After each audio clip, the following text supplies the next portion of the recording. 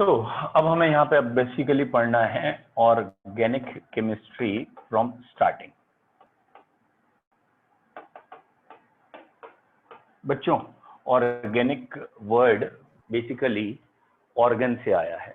Organ का मतलब होता है लिविंग बीइंग। एनिमल में कोई चीज मिल रही हो, प्लांट से कोई मिल रही हो जिसमें लिविंग फोर्स हो रहा हो, तो वो चीज ऑर्गेनिक इनिशियली कहलाती थी। मतलब ये चीजें लैब में नहीं बनती थी। जैसे हमारा ब्लड है, आज भी तुम लैब में बना लो तो वो बायोकम्पेटेबल नहीं होगा। तो वो चीजें जो लिविंग फोर्स की वजह से चल रही थी, उन्हें शुरू में ऑर्गेनिक कहा। बाद में एक साइंटिस्ट वोलर ने लैब में यूरिया बना के दिखा दिया, जो उस जमाने में यूरिन से निकलता था, तो ऑर्गेनिक माना जाता था कि किडनी ने यूरिन बनाया और उससे यूरिया बना है, इसलिए वो ऑर्गेनिक था।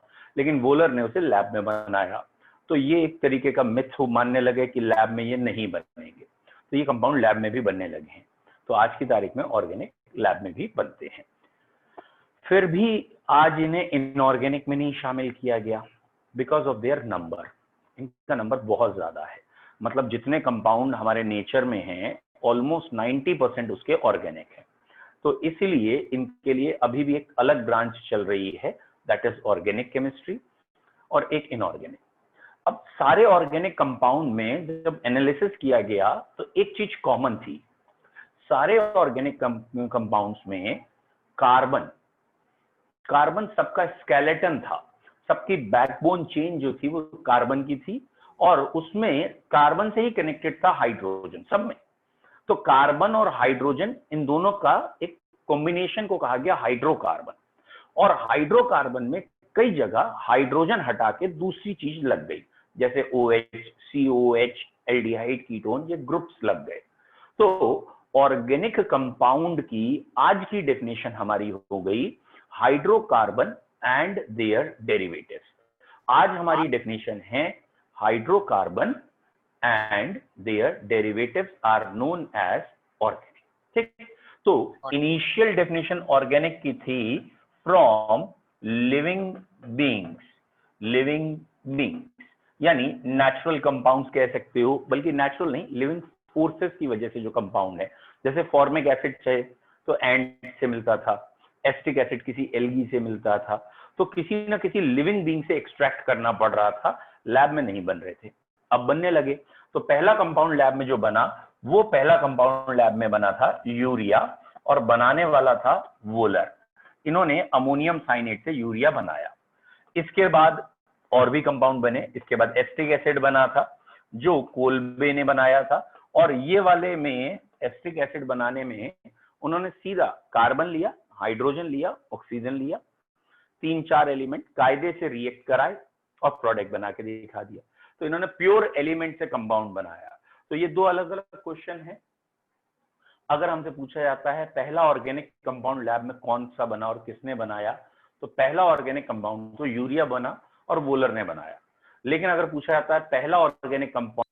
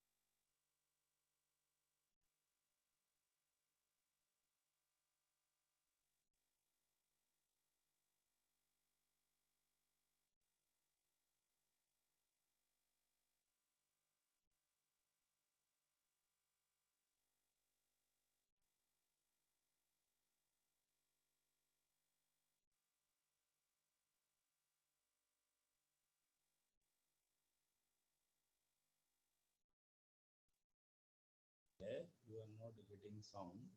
मैं एक बार कोशिश कर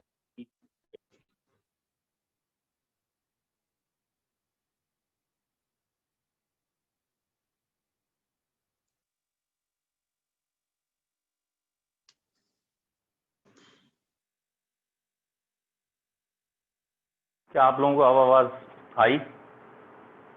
यस सर। अब तो आ रही है आवाज? Yes sir. Thank you.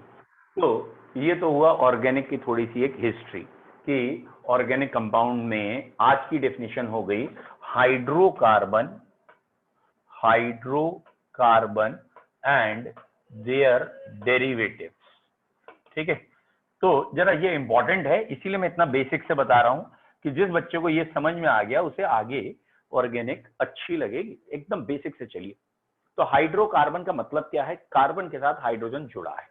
तो ये आगे तक दिमाग में रखना, जहां हाइड्रोजन नहीं बताया वो अंडरस्टूड है, हाइड्रोजन तो है ही है। हाइड्रोजन तो मतलब कार्बन गेहूं है और हाइड्रोजन उसका घुन है, वो हमेशा लगा हुआ है, घुन तो लगा ही, मतलब वॉट कोई और एग्जाम्पल अच्छा निकाल लेना। तो हाइड्रोजन तो चिपका हुआ है ही हमेशा कार्बन से, और जहां हाइड्रोजन नहीं है कोई और है, तो बताओ कौन है? Is it clear? तो हाइड्रोजन की अपनी कोई इंपॉर्टेंस नहीं है, सारी इंपॉर्टेंस कार्बन की है, और जहां जहां कार्बन की वैलेंसी 4 पूरी करनी पड़ रही है, हाइड्रोजन उठा के चिपकाना है। ये दिमाग में रखना है। नाउ अब पॉइंट आया, थोड़ा सा कार्बन के बारे में स्टडी करनी पड़ेगी, क्योंकि सारे ऑर्गेनिक कंपाउंड में स्केलेटन कार्बन का है, इसके जो बैकबोन है वो कार्बन की है। तो कार्बन कितने तरह का है, क्या है बेटा? कार्बन का जो इलेक्ट्रॉनिक कॉन्फ़िगरेशन या वैलेंसी है, उसके हिसाब से उसकी वैलेंसी हमें सारे ऑर्गेनिक कंपाउंड में 4 रखनी है। कार्बन की आपको कोवैलेंसी बोलनी है, ठीक है? कोवैलेंसी का मतलब होता है शेयरिंग करेगा, और वो 4 इलेक्ट्रॉन शेयर करेगा। तो covalency of carbon is 4 and it shares 4 electron. It can form maximum 4 bonds, याद रखिएगा। तो कार्बन को हमेशा 4 बॉन्ड बनाने हैं, और ये भी बड़ी टेढ़ी खीर है, और आधे से ज्यादा ऑर्गेनिक इसीलिए गलत होती है, उनसे 4 बॉन्ड नहीं बनते कार्बन के।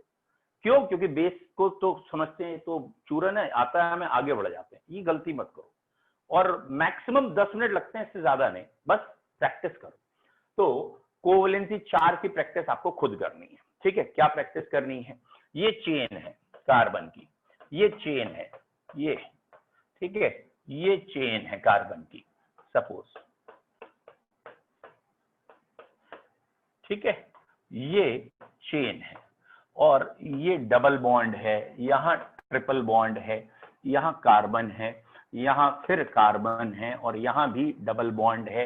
यहां डबल आ नहीं सकता, वैलेंसी आ सकता है, 1 2 3 4।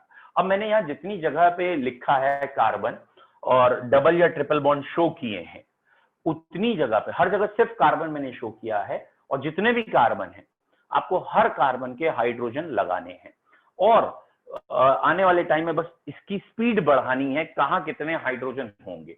अभी आप इस यहां से लेके यहां तक, नीचे जितने कार्बन है, ऊपर जितने कार्बन है, हर कार्बन पे हाइड्रोजन लगाओ और गिनने की कोशिश करो कि कहां कितने हैं।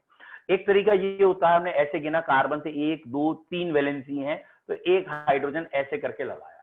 I don't want this. मैं ये नहीं चाहता आप पूरा बॉन्ड बना के दिखाएं। मैं क्या चाहता हूं बेटा, मेरी इच्छा है हमारे यहाँ का स्टूडेंट सिर्फ ऐसे दिखाए, ये 1 H आया। अब इस कार्बन की बात करनी है, इस कार्बन से 1 2 3 वैलेंसीज पे बॉन्ड है, तो 1 H आया, चुपचाप बस 1 H दिखाओ, मुझे बॉन्ड नहीं, नंबर ऑफ हाइड्रोजन चाहिए। इस कार्बन से 2 बॉन्ड बने हैं, तो 2 H है। इस कार्बन से यहां 3 बॉन्ड बने हैं, 1 डबल बॉन्ड और 1 ये, तो 1 H होगा। और इस कार्बन से यहां ये डबल बॉन्ड यहां तक है, दैट मींस 2 और 1 3, 1 H। इस कार्बन से 2 ही बॉन्ड दिख रहे हैं, 2 H, और ऐसे करके लेफ्ट से लेकर राइट तक सारे H लिख डालो। ये पहला क्वेश्चन मैं आपको दे रहा हूं, ऐसे आप 2 3 अपने आप बनाइए, कहां कितने H है सिर्फ हाइड्रोकार्बन में। क्योंकि जब आप ऐसे लिखना शुरू करोगे तो आपको कुछ गलतियां अपने आप समझ में आने लगेगी, कुछ एक्सपेंशन कॉन्ट्रैक्शन अपने आप क्लियर होंगे। तो यहां इस कार्बन से 1 2 3 बॉन्ड है, 1 H लगेगा। इस कार्बन से 1 2 3 बॉन्ड है, 1 H लगेगा।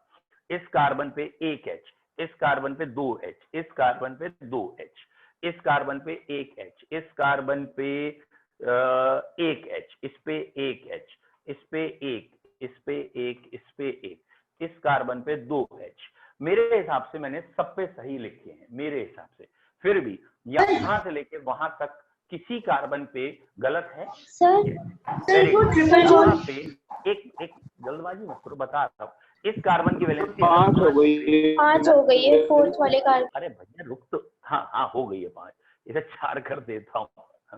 ठीक है, ये तो परेशान हो गए, बोले आज तो केमिस्ट्री बर्बाद हो गई पूरी। कार्बन की वैलेंसी गलती से 5 बन गई, वहां ट्रिपल नहीं डबल बॉन्ड दिखाना चाहिए था। अब जरा चेक करिए लेफ्ट टू राइट, कहीं कोई गलती अगर आपको लगे तो पॉइंट आउट करिए। वो गलती थी, वो मैंने गलत बना दिया था जल्दबाजी में। नाउ अब आपको पॉइंट आउट करना है, कहीं कोई गलती है या हाइड्रोजन कम है तो बताइए। और कोई बच्चा हाइड्रोजन ऐसे नहीं बनाएगा कि ये डबल बॉन्ड है, एक एच, ऐसे नहीं चाहिए, क्योंकि ऐसे क्वेश्चन आता ही नहीं है ना, तो ये नहीं चाहिए हमें। अगर डबल बॉन्ड है तो ये लिखा हुआ चाहिए एक साथ H2। ठीक है, नाउ तो ये वाला पॉइंट मुझे लग रहा है आप करेंगे खुद, और 4-5 चेन बनाएंगे, खुद उसे चेक करेंगे। तो जब आप 4-5 चेन बना के चेक कर लेंगे तो आपको ये समझ में आएगा कि जब भी यहाँ C2H5 लगा होता है तो उसका मतलब क्या होता है। उस C2H5 का मतलब होता है पहले CH2 है फिर CH3 है। पहले CH2 क्यों है भैया, इस कार्बन से 2 हाइड्रोजन लगेंगे तब 4 हो जाएंगे, इस कार्बन से 3 हाइड्रोजन लगेंगे तो 5 होंगे। तो C2H5 को जब हम ओपन करेंगे तो अपने आप दिमाग चलेगा कि भैया हमें ओपन ऐसे करना था, हमें ओपन ऐसे करना था। कार्बन 2 है, हाइड्रोजन की औकात नहीं, अपने आप आएगा। हाइड्रोजन 5 है, लेकिन हम तो वैलेंसी के हिसाब से रखेंगे, यहाँ 3 लगाएंगे यहाँ 2 लगाएंगे, हो गए 5। अब मैंने अधिकतर बार देखा है, कई बच्चे पता है C2H5 को जब ओपन करने बैठते हैं यहाँ 3 लगा रहे होते हैं, यहाँ 2, पता नहीं कौन सी गणित होती है। वो हाइड्रोजन की वैलेंसी हाइड्रोजन का नंबर और कार्बन की वैलेंसी को बैलेंस नहीं करते। तो ये चीज एकदम गलत है, यहाँ आप ये गलती नहीं करेंगे। ओके, तो इसकी हमें जरूरत नहीं है। और अब देखो धीरे धीरे ही आप जब लेवल बढ़ाओगे ना तो आपको बाद में लगेगा यार अच्छा इतना इजी था। अब इसका लेवल थोड़ा सा बढ़ाइए। मैं आपसे यहाँ कह रहा हूं, यहाँ लगाइए CCH3 होल थ्राइस, ये कोई बड़ी बात नहीं है। CCH3 होल थ्राइस, यहाँ एक H भी है, इसका मतलब होल ट्वाइस लग गया है तो होल ट्वाइस। तो इसको एक्सपैंड करना है, तो जब आपको इसको एक्सपैंड करना है तो कैसे करेंगे बच्चों। इसको एक्सपैंड करने के लिए भाई हाइड्रोजन आप बेटा सारे ही लगाएं हर बारी, और ये है ठीक है। इसको एक्सपैंड करना था बेटा, इसको जब एक्सपैंड करना था तो ये 1 2 3 4, और इस कार्बन पे एक H है और 2 CH3 है। ये इसे चाहे कैसे लगाएं, इधर लिखें, लेकिन वैलेंसी हर कार्बन की 4 दिखनी चाहिए, 5 नहीं दिखनी चाहिए, और एक्सपेंशन सही से होना चाहिए। थोड़ा सा और लेवल बढ़ाते हैं, लिटिल है ना, थोड़ा सा बेटा। अब मैंने ये कहा है ये चेन है और यहाँ पे लगा है C4H9 और मैंने आगे N लिख दिया है। N का मतलब होता है नॉर्मल। वैसे तो आपको पता है लेकिन एक बारी मैं फिर भी बताऊंगा। अगर कभी भी N लिखा हो तो इसका मतलब वो चेन ऐसे चलेगी जिसे स्ट्रेट चेन कहेंगे।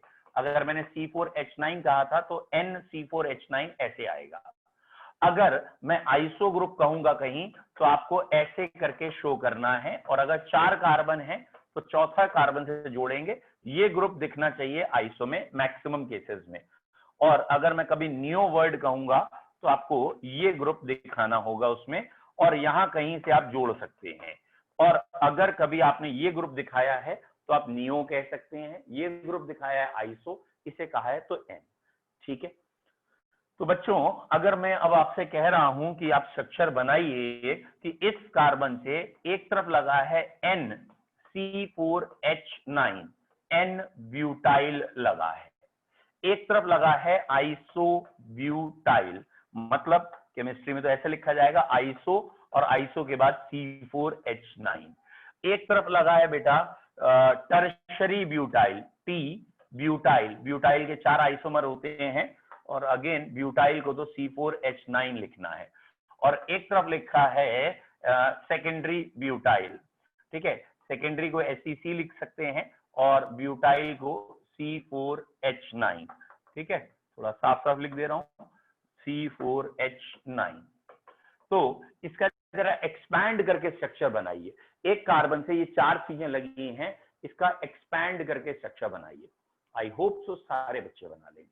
बस मैं इसलिए लिख के दिखा रहा हूं कि एक आध बारी अगर आपने कर लिया तो कॉन्फिडेंस लेवल आपका ऑर्गेनिक में बढ़ेगा। तो इसको कैसे शो करें, ठीक है बेटा, ये जो C4H9 है ना, सॉरी इसको मैंने थोड़ा शॉर्ट करके यहां रख लिया है और अब मैं इस पे काम करूंगा। तो एक कार्बन से 4 ग्रुप लगाने थे, इस कार्बन को मैंने ये बना दिया है और इससे ये 4 वैलेंसी दिखा दी है। बेटा अभी जहां है वही दिखाने की कोशिश कर रहा हूं। पहले मैं दिखा रहा हूं नॉर्मल ब्यूटाइल, क्योंकि ये सब बच्चों को बेसिकली समझ में आ गया, ये है नॉर्मल ब्यूटाइल, स्ट्रेट चेन है, तो इसको एन ब्यूटाइल कहा। फिर हमने कहा टॉप पे ऊपर सेकेंडरी ब्यूटाइल है, ये बड़ा इंपॉर्टेंट है। सेकेंडरी ब्यूटाइल और आइसो ब्यूटाइल मैक्सिमम बच्चे गलती करते हैं। सेकेंडरी ब्यूटाइल बेटा ऐसा होता है CH3 CH2 CH CH3, यानी 4 कार्बन की चेन है और ये वाला कार्बन सेकेंडरी है और इस सेकेंडरी कार्बन से जुड़ा है, ये है सेकेंडरी ब्यूटाइल। अब हम बात करते हैं, ये लिख दिया मैंने सेकेंडरी ब्यूटाइल। अब हम बात करते हैं आइसो क्या है, ये और अच्छा है या ये और पूछा जाता है। आइसो का मतलब होता है बेटा ये है CH2 जहां से ये जुड़ा है, इससे पीछे CH, ये है बेटा CH और इस CH से 2 बारी CH3 लगा है। तो बेटा ये जो ग्रुप आया है, दिस ग्रुप इज आइसोब्यूटाइल। जरा कायदे से देखिएगा, आइसोब्यूटाइल है।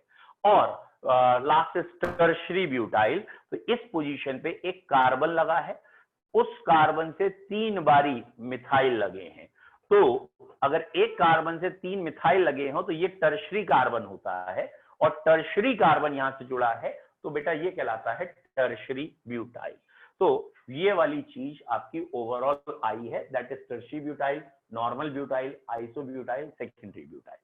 अब मैं अगर इससे कहूँ IUPAC नेम लिख के दिखाओ, तो वही ऑर्डिनरी रूल्स देखिएगा, लॉन्गेस्ट चेन क्या है, नंबरिंग क्या है, नेमिंग क्या है, वैसे आप करके IUPAC नेम लिखेंगे, ठीक है।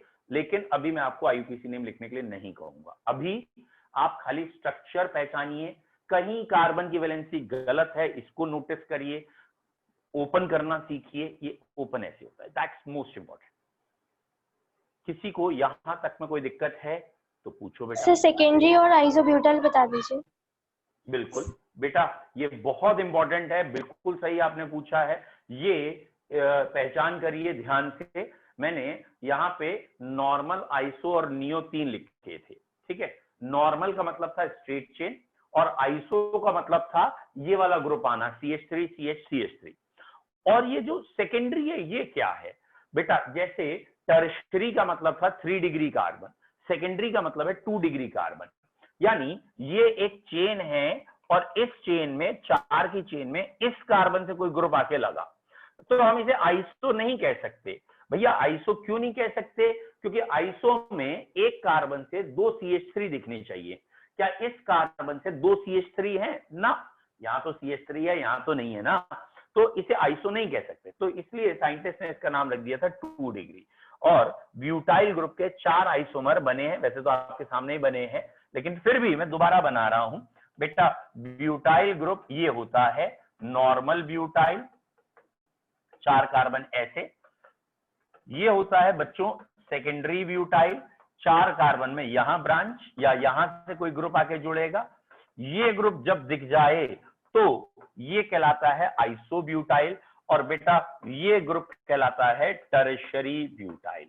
तो इसकी चारों की सही से पहचान होनी चाहिए आपको, tertiary butyl, isobutyl, secondary butyl, normal butyl, इसको सही से याद करेंगे, ठीक है। ये है 3 डिग्री, ओह सॉरी पहला था नॉर्मल ब्यूटाइल, चलो यहां लिख देते, ये है ब्यूटाइल, सेकेंडरी ब्यूटाइल। पूछो बेटा, कोई बच्चा कुछ पूछ रहा था।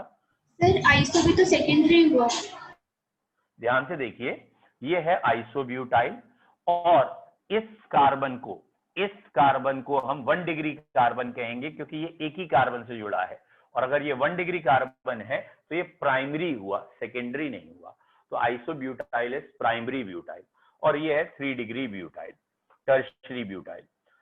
बेटा ये तो सिर्फ 4 ही वर्ड है और कॉमन सेंस है, ऑर्गेनिक लाखों करोड़ों कंपाउंड्स हैं, तो 4 वर्ड से तो ऑर्गेनिक चल नहीं सकती थी। इसीलिए साइंटिस्ट ने इन वर्ड्स को कहा tribal system of nomenclature. Tribal होता है काम चलाऊ। ट्राइबल सिस्टम ऑफ नोमेनक्लेचर हटाया गया और आईयूपीएसी सिस्टम लाया इसलिए गया है कि भैया अगर पेंटाइल होगा तो 8 आइसोमर बनते हैं या ज्यादा भी बन सकते हैं, तो अब पेंटाइल के 8 आइसोमर के लिए 8 नाम कहां से लाएं। जैसे अभी आपने कहा ना, बाई चांस ये भी सेकेंडरी होता तो कंफ्यूजन हो जाता, ये दोनों सेकेंडरी हैं। तो अभी फिलहाल कंफ्यूजन नहीं है क्योंकि इन चारों के नाम अलग अलग हैं। इसे नॉर्मल कहते हैं, इसे आइसो कहते हैं, इसे सेकेंडरी, इसे टर्शियरी। लेकिन पेंटाइल में मैं आपको नहीं बता सकता क्योंकि वहां एक से ज्यादा आएंगे सेकेंडरी, ठीक है। तो इसलिए आईयूपीएसी सिस्टम का जन्म हुआ और आईयूपीएसी सिस्टम से नाम लिखते हैं। अब पूछिए, कोई डाउट है? बोलो बच्चों। नहीं है, ठीक है, गुड। समझ में आ गया? 1 टाइप करो, नहीं आया 2 टाइप करो, और क्या रोज कहना पड़ेगा? सर एक बार और। बोलो बोलो बेटा, फिर से बोलो। सर आइसो और सेक एक बार दोबारा बता दीजिए। आइसो और सेकेंडरी। सेकेंडरी में बेटा ये देखिए, अगर आपने कहीं ये लिखा है CH3CH फिर CH3 या CH2 और एंड सो ऑन, ये चेंज चल रही है। ये वाला कार्बन हमारा दो तरफ कार्बन से जुड़ा है, एक तरफ हाइड्रोजन, एक वैलेंसी खाली है। तो ऐसे कार्बन को हम कहते हैं 2 डिग्री कार्बन, क्योंकि इसके दो तरफ एल्काइल है। अगर 2 डिग्री कार्बन है तो ये सेकेंडरी कार्बन है। और अगर हम आइसो की बात करेंगे तो आइसो में हम ये ग्रुप देखने की कोशिश करेंगे कि यहां ये ग्रुप हो और इसके बाद आगे वाले कार्बन से कुछ भी लगा है या आगे क्या हो रहा है मतलब नहीं, अगर ये ग्रुप है तो हम आइसो कहते हैं। मतलब इस कार्बन पे 2 एल्काइल ग्रुप हो तो हम आइसो कहते हैं, 2 मिथाइल ग्रुप हो, सॉरी 2 मिथाइल ग्रुप हो तो आइसो कहते हैं। और इस कार्बन से 2 सिंपली एल्काइल है, मिथाइल नहीं है, तो 2 डिग्री होता है। और ये आइसोब्यूटेन पेंटेन। अब एक बच्चे ने जैसे पेंटेन के लिए कहा है, बेटा आप सही कह रहे हो कि पेंटेन के 3 आइसोमर होते हैं। पेंटेन के 3 आइसोमर्स होते हैं, लेकिन हम बात कर रहे हैं पेंटाइल की। बेटा आपने पेंटेन कहा है, ये है पेंटेन, ठीक है, it is pentane, it is normal pentane, जो 10th स्टैंडर्ड में आपने पढ़ा ही होगा। अब आपको शायद क्लियर होना चाहिए, इट इज आइसोपेंटेन, क्योंकि टोटल 5 कार्बन ही है। एंड इट इज नियोपेंटेन, ठीक है, इट इज नियोपेंटेन, ठीक है, दिस वन इज नियोपेंटेन। तो ये कॉमन नॉमेनक्लेचर था, ये नियोपेंटेन है। अब इसी से हम बना रहे हैं एल्काइल, मतलब यहां का एक हाइड्रोजन हटा रहे हैं। अब यहां से अगर हाइड्रोजन हटा रहे हैं तो बेटा 1 पे आ सकता है कोई दूसरा ग्रुप, 1 क्लोरोपेंटेन, 2 क्लोरोपेंटेन, 3 क्लोरोपेंटेन। तो वो जो नॉर्मल है वही 3 तरह से चेंज हो सकता है, 1 2 3, जिसमें ये भी सेकेंडरी होगा, ये भी सेकेंडरी होगा। और इसके आप पढ़ ही चुके हो, 4 डेरिवेटिव बन सकते हैं, यहां यहां यहां यहां, और अगेन इसके एक डेरिवेटिव बनेगा। तो एक डेरिवेटिव इससे आगे बनेगा, 4 इससे बनेंगे और 3 इससे बनेंगे। 4 3 7 1 8। और वही मैंने आपसे कहा था कि पेंटाइल के 8 डेरिवेटिव होते हैं। तो अब 8 का नाम कॉमन नॉमेनक्लेचर से तो नहीं आ सकता, नॉर्मल आइसो से नहीं आ सकता, इसीलिए हमने नया सिस्टम यूज किया है आईयूपीएसी। अब क्लियर है? गुड। नेक्स्ट, अब हम शिफ्ट करते हैं अगली हेडिंग पे, दैट इज आईयूपीएसी नहीं पढ़नी है हमें अब पढ़ना है मेन ऑर्गेनिक केमिस्ट्री की जो टर्मिनोलॉजी है, जो मैकेनिज्म पढ़ते समय परेशान करती है, वो क्या क्या है। बहुत बेसिक 4-5 टर्मिनोलॉजी, बस इसे पढ़ो। पहली बेसिक टर्मिनोलॉजी होती है बेटा हमारी कि ऑर्गेनिक में बॉन्ड कितनी तरीके से टूटता है। तो ये पहले हम सिर्फ बेस में रह रहे हैं, शॉर्ट में पढ़ रहे हैं। बॉन्ड ऑर्गेनिक में 2 तरीके से टूटता है, एक फिशन को कहते हैं होमोलिटिक और एक को कहते हैं हेट्रोलिटिक। बेटा होमो वर्ड का कहीं पे भी मतलब आता है होमोलिटिक, यहां है, लिटिक मतलब तो टूटना होता है, और होमो वर्ड का मतलब होता है समान तरीके से, ऑलमोस्ट सिमिलर, सिमिलर वे को होमो कहते हैं। आपने कई जगह वैसे भी वर्ड सुना है, ह्यूमंस को शायद होमो सेपियंस सेपियंस कहते हैं, हमारा नाम है व्हाटएवर। तो होमोलिटिक का मतलब है समान, ऑलमोस्ट इक्वली बॉन्ड क्लीवेज होना, यानी दो एटम है, चाहे वो सिमिलर है चाहे वो डिसिमिलर है, इनके बीच में शेयरिंग से बॉन्ड बना था और ये बॉन्ड बीच से टूट गया और दोनों को एक एक इलेक्ट्रॉन मिल गए। तो आपको बस ये ध्यान रखना है, यहाँ इलेक्ट्रॉन मिले हैं लेकिन कोई चार्ज नहीं आया। चार्ज क्यों नहीं आया? क्योंकि ये जो ए के पास बॉन्ड था उसमें एक इलेक्ट्रॉन ए का था, एक इलेक्ट्रॉन बी का था। जब बॉन्ड टूटा, ए का इलेक्ट्रॉन वापस आ गया, बी का इलेक्ट्रॉन वापस आ गया, और ऑब्वियसली इस इलेक्ट्रॉन के बराबर प्रोटॉन न्यूक्लियस में पहले से है, तो इलेक्ट्रॉन प्रोटॉन का रेशियो नहीं बिगड़ा, तो चार्ज तो नहीं आया। लेकिन यहां पे अनपेयर है। अनपेयर क्यों है? ये पेयर था पहले, ये टूट के अनपेयर हो गया, तो इसका मतलब एक इलेक्ट्रॉन की कमी है। तो आपको बस प्रैक्टिकली क्या याद रखना है, ये सपोज कार्बन का ही एग्जांपल लेते हैं तो ज्यादा समझ में आएगा। ये कार्बन है और कार्बन ने यहां ओवरलैपिंग कर रखी थी, ये ऐसे ओवरलैपिंग की, ये कार्बन के ऑर्बिटल हैं और ये किसी से भी ओवरलैपिंग करके उसने 4 बॉन्ड बनाए हुए थे। और बेटा अब ये जब बॉन्ड होमोलिटिक टूटा, यहाँ जो भी एलिमेंट था ए उससे होमोलिटिक टूटा, तो कार्बन के ये 3 बॉन्ड तो अभी भी जिंदा हैं, अभी भी मौजूद हैं, और इस वाले बॉन्ड की जगह एक ही इलेक्ट्रॉन रह गया है। और इस वाले कार्बन की स्पीशीज को कहा गया है कार्बन फ्री रेडिकल। इसे क्यों कहते हैं कार्बन फ्री रेडिकल? तो बेटा फ्री का बेसिकली मतलब है चार्जलेस, यहाँ फ्री का मतलब है चार्जलेस, मतलब कोई चार्ज नहीं आया। What is the meaning of radical? Radical basically कहलाती है रिएक्टिव स्पीशीज, वो चीजें जो अनस्टेबल हैं, रिएक्ट कर सकती हैं, जो आगे किसी और में चेंज होती हैं, वो ऐसे एग्जिस्ट नहीं करती, वो रेडिकल्स होते हैं। तो ये कार्बन का फ्री रेडिकल कहलाया। अब आप जो फोकस करेंगे, बस इतने पॉइंट पे आपको ज्यादा फोकस करना है बच्चों, इतने पॉइंट पे फोकस ज्यादा करना है। ये ऑर्बिटल था और बाद में ये ऑर्बिटल ऐसा हो गया, और कॉमन सेंस है ये कंडीशन स्टेबल थी, ये स्टेबल थी, और बाद में ये रेडिकल कह रहे हैं तो अनस्टेबल हो गया। तो बेटा इसको स्टेबल करने के लिए क्या चाहिए? अब आपको ये सोचना है, ये कहीं पे भी जाएगा तो इसकी डिमांड क्या होगी? इसकी डिमांड होगी मुझे एक इलेक्ट्रॉन चाहिए। Is it clear?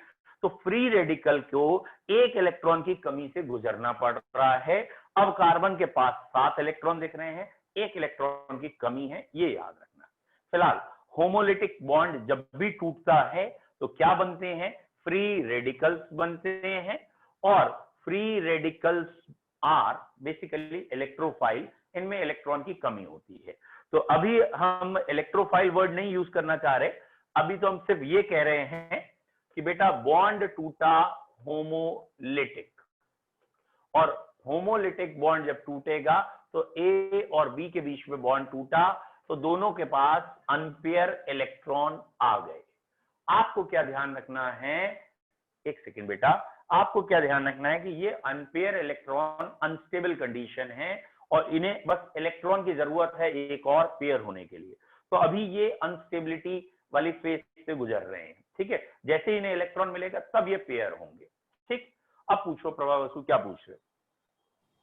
सर अगर ऑक्टेट इनकम्प्लीट है उनका तो चार्ज क्यों नहीं आएगा? बेटा पहला पॉइंट तो ये है कि चार्ज ऑक्टेट की वजह से नहीं होता। पहला एक बेसिक पॉइंट है, ऑक्टेट का मतलब होता है 8 होना। तो 8 होने का क्या लेना देना आपको लग रहा है चार्ज से? What do you mean by charge and octet? कोई लेना देना ही नहीं है भाई। 8 होते ही चार्ज खत्म हो जाता है, ऐसा तो कुछ होता ही नहीं। आप पहले एक बेसिक वर्ड को समझना दिमाग में और इसी को आगे से अप्लाई करना, कभी गलती नहीं होगी। बेटा न्यूक्लियस में बैठे हैं पिताजी, पिताजी मतलब प्रोटॉन, इनमें है प्लस चार्ज, बाहर घूम रहे हैं, ये इनकी संतानें हैं, इलेक्ट्रॉन नेगेटिव होती हैं जो। फिलहाल इन दोनों का अगर नंबर 1:1 होता है तो चार्जलेस होती हैं चीजें, और अगर इलेक्ट्रॉन का नंबर ज्यादा हो जाए इन प्रोटॉन से तो चार्ज आता है माइनस, और इलेक्ट्रॉन का नंबर कम हो जाए इन प्रोटॉन से तब आता है प्लस, ठीक है। तो basically charge is due to, charge किसकी वजह से है? चार्ज तो इलेक्ट्रॉन प्रोटॉन रेशियो की वजह से भैया। ये 8 का पहाड़ा पड़ने की वजह से चार्ज थोड़ी है। चार्ज आएगा जब इलेक्ट्रॉन और प्रोटॉन के रेशियो की बात होगी। अब जरा अप्लाई करके देखो कार्बन वाले केस में, आपको समझ में आएगा चार्ज क्यों नहीं आया, क्यों नहीं आया charge.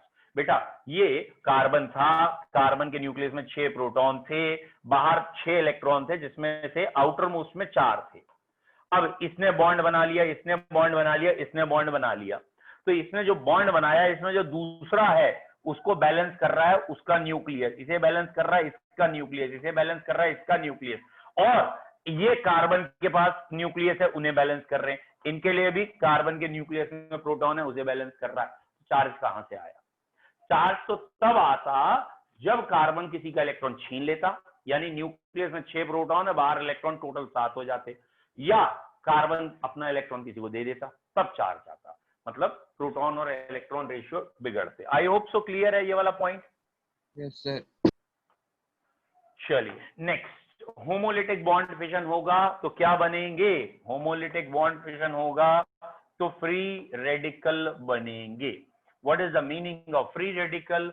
They are basically intermediate, they are reactive species. ये प्रोडक्ट नहीं है, ये आगे प्रोडक्ट को जन्म देंगे, ये बीच की कड़ी है, तो दे आर इंटरमीडिएट्स बनते हैं फ्री रेडिकल।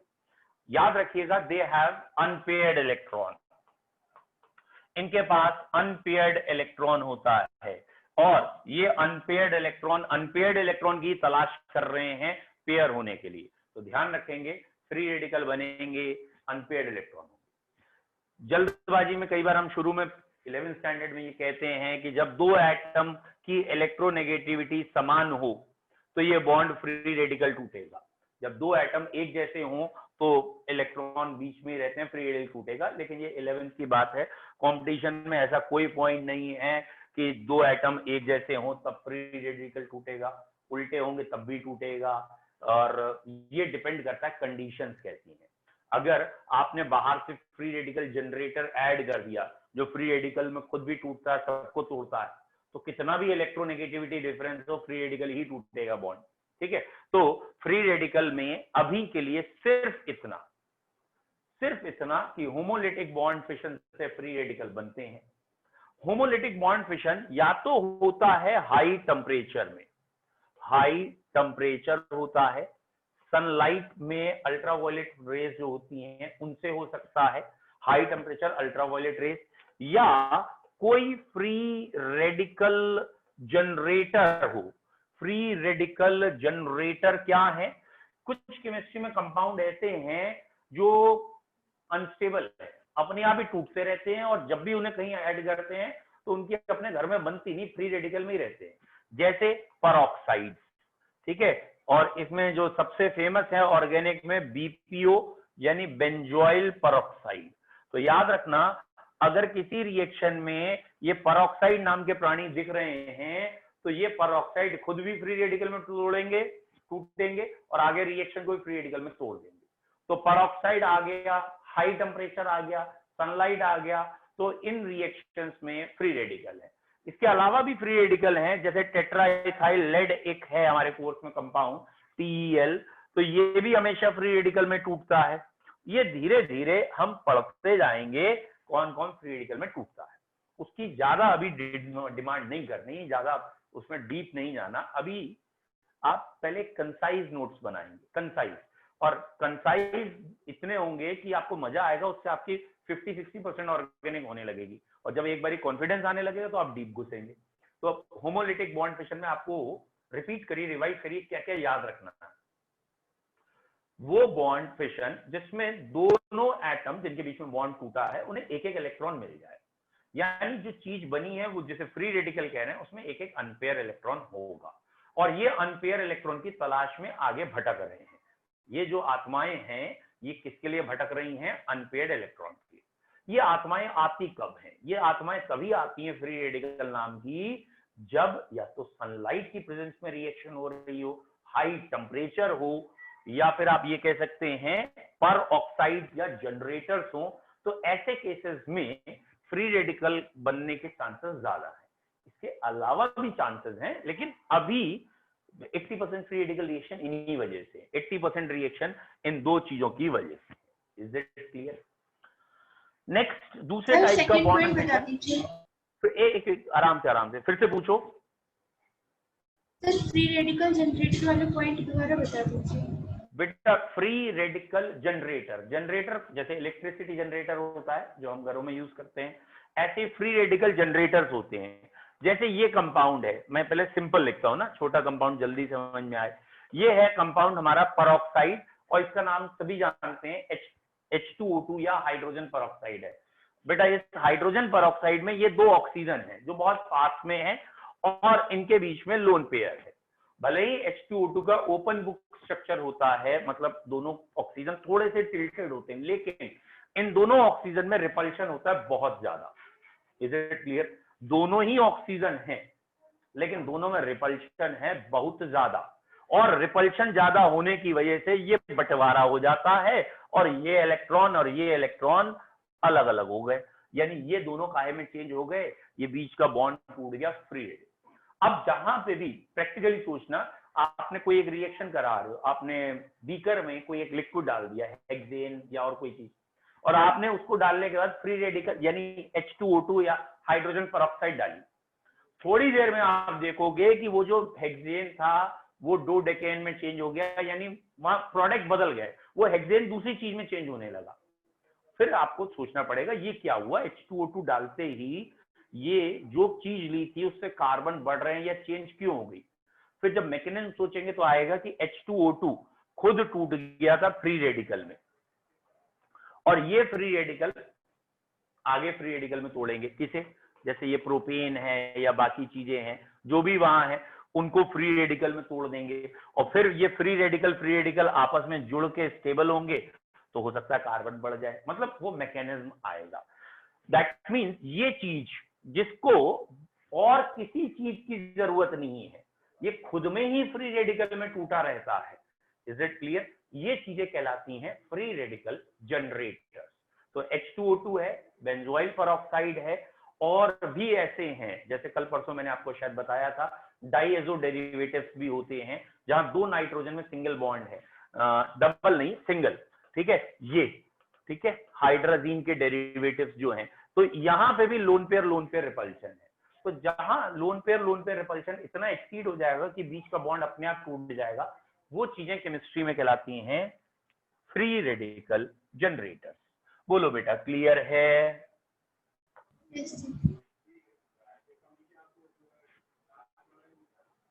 ठीक है, चलिए नेक्स्ट। अगला बॉन्ड फिशन है हमारा heterolytic bond fission.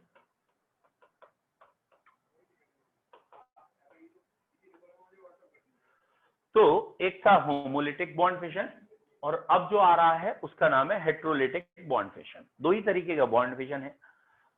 Heterolytic bond fission में क्या होता है कि ये एक ए एटम है, ये एक बी एटम है, ये बीच में दो इलेक्ट्रॉन है।